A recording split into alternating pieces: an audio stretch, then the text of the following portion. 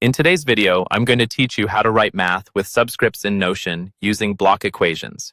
We'll go step by step inside a Notion page so you can follow along and recreate everything on your own screen. If you already have Notion open, great. If not, go ahead and open it now and navigate to the workspace where you want to add your math content. First, create or open a page where you want your equation to live. You can use an existing document or click on New Page in the sidebar to start fresh. Give your page a simple title so you know this is where your math notes or formulas will go. Inside the page, click into an empty line to start a new block.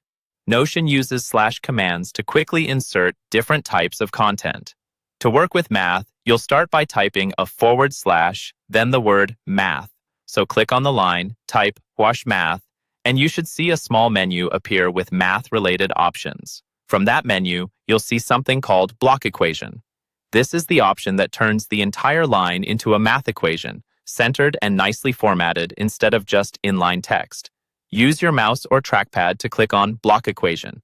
As soon as you select it, Notion will create a new equation block, and you'll see a small input area where you can type LaTeX, which is the format Notion uses for math. Now click into that equation input field. This is where you'll write the expression that includes your subscript. To create a subscript in Notion's math blocks, you use the underscore character. For example, if you want to write the symbol C with a subscript 1, you type capital C, then an underscore, then the number 1. So in the equation box, type C_1. As you type, Notion will automatically render this as a proper math expression. The C will appear as a regular character, and the 1 will sit slightly below it as a subscript, giving you C with a 1 beneath it. You don't need to add any extra formatting or special buttons. The underscore is all you need for subscripts in this context. If you need to adjust it, just click on the equation again. Notion will reopen the editable version, letting you change the letter, the number, or extend it into a longer formula.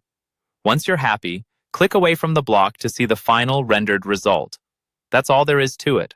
Open a page, insert a math block, and use C_1 to render C with a subscript 1 in Notion.